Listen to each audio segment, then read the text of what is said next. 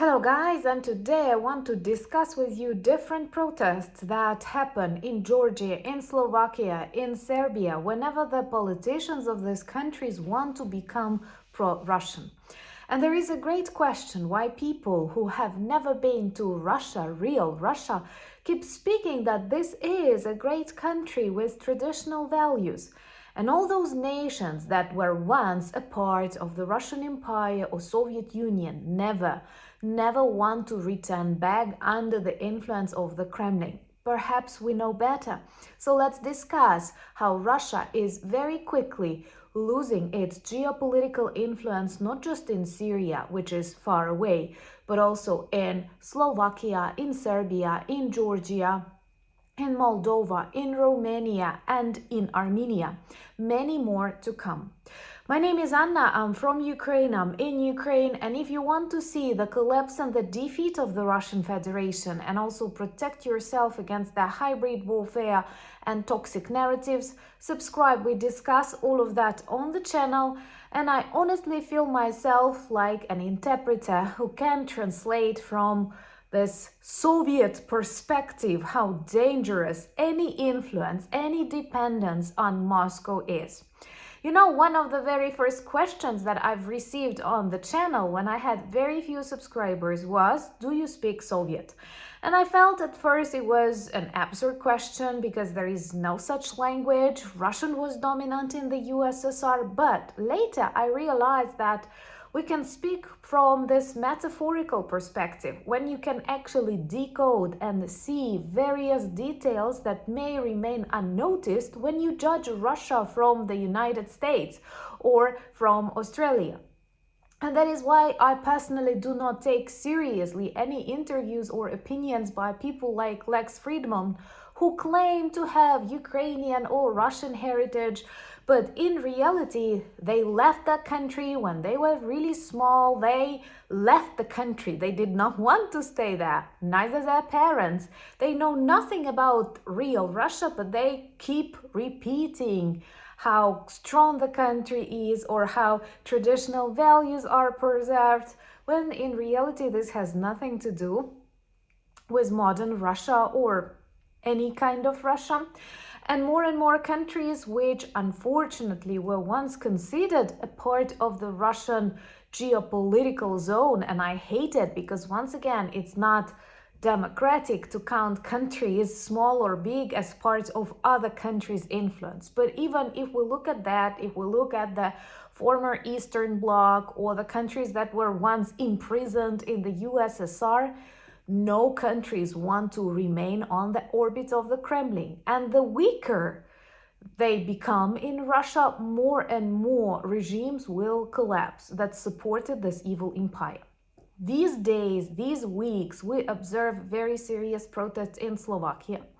I have friends in Slovakia, and I know they are very dissatisfied with Fico and his behavior and his total dependence and choice of the Kremlin as its decision-making center.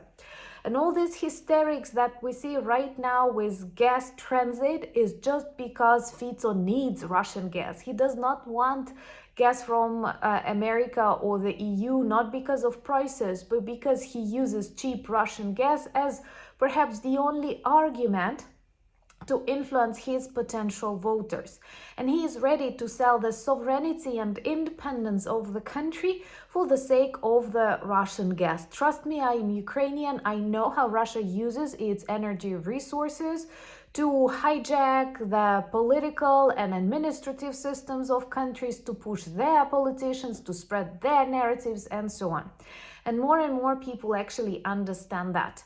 We see that protests in Georgia continue, and I feel very sorry that the leadership of the European Union, of the United States, seem to be very busy right now, and they don't pay enough attention to the brave people of Georgia who don't want Russia to hijack their country, putting the greatest, richest Georgian oligarch as responsible for the presidency and all the decisions in this country.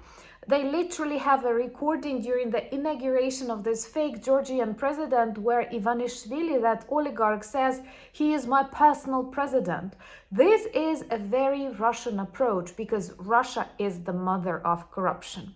Subscribe to see the collapse of the Russian Federation and also demonstrate your solidarity with freedom-loving people of Ukraine, of Slovakia, of Serbia, of Georgia, of Moldova, Armenia, and everywhere in the world. So my support goes to the people of Georgia, and they are a small country. It's more difficult for them to defend themselves against Russia, especially they have very big border. They were the first to suffer from open Russian war in the 21st century, when in 2008 Russian tanks crossed the border of Georgia and the world decided not to escalate. Now I'm really happy that protests in Serbia continue and they are growing bigger. Vucic is a person that is also too much pro-Russian. I was actually surprised that he was a part of the government of Milosevic, and I thought that like any person that was associated with the former dictator is like has no chances, political chances. But look at it, same as actually Fico. Fico was a communist leader. Vucic was a part of Milosevic team, and that's insane that such people still lead countries in Europe, countries that deserve normal democratic life. I am happy that in Moldova Russian influence failed during the elections, and Maya Sandu, who actually visited President Zelensky today, and today is his birthday. By the way, let me know in the comments below, what would you wish to our president? He's just 47, and if I look at the age of US presidents, I think he's so young. Anyway, he aged greatly during this years of presidency, and it definitely shows what times we live in and that he cares for our country and our people. So in Moldova, Russia tried to hijack the elections but failed, and I love now that political leadership of this country speaks about the return of Transnistria, which is a fake quasi-republic sponsored by Russia and designed not to let Moldova move to the European Union, any other successful stories. The same project was organized in Georgia with Abkhazia and South Ossetia, and the same thing they did to Ukraine in 2014, creating fake republics of DPR and LPR. Why did Russia do that? Unable to get all these countries, it simply created this like cancer metastasis so that countries cannot move, for example, in the European Union or NATO. Because you will always give that question, a country that has some problems, partially occupied territories or separatist is not good for. But it's not the real organic problem of that country. It's a Russian dirty influence. I believe more and more people see that right now, but still such republics, fake republics, totally create like tumors, Russian tumors. They still exist, and our task is to destroy any Russian influence in any country that wants to live safe, healthy, democratic life. Romania, they openly influenced the elections, and right now they keep preventing normal elections. And that fake candidate that actually escaped the country and hijacked TikTok with 100% foreign influence and like dozens of thousands of fake accounts. That is insane. And Armenia right now demonstrates its desire to cooperate with the United States, to move in the direction of the democratic values, European Union. And I worry for this country very much because, once again, just as Georgia, they are even more far away from this like center of the world, which many politicians consider somewhere in the Western Europe or in the United States. They are in the Caucasus. They are very close to Russia. They are surrounded by Russian forces, but they want to be free and they are fighting hard for that. And our task is actually to protect them.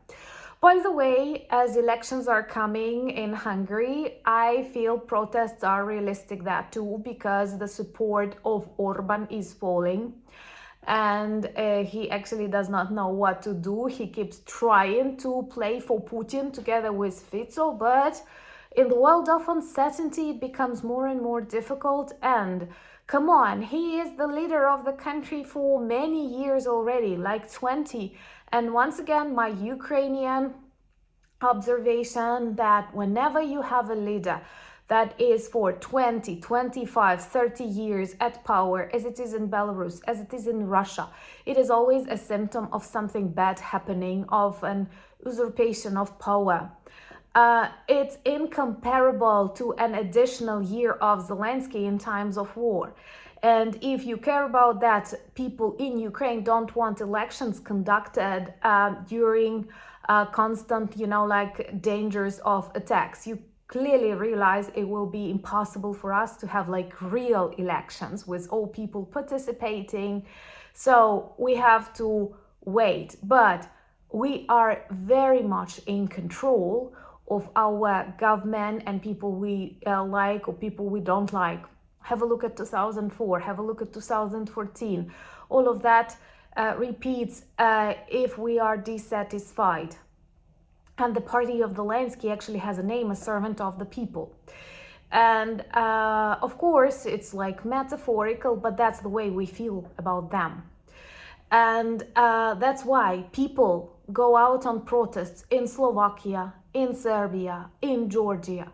They demonstrate they don't want to be a part of Russia. They don't want to be a part of the rotten Ruski Mir.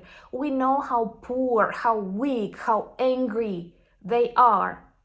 Trust us. Don't listen to people who are paid by Russian propaganda, have their channels, have their profiles on X, and spread disinformation about how beautiful Russia is, never visiting Russia or visiting, I don't know, for a couple of days, eating caviar and, like having sex. It's not the real Russia. It's not Ryazan. It's not Belgorod. People who witness this like Russian periphery, and it's the largest country in the world and have the largest miserable periphery, they don't want to move to Russia. Do you know any neighbors or friends of yours or your children who dream to move to Ryazan? Let me know in the comments below, by the way.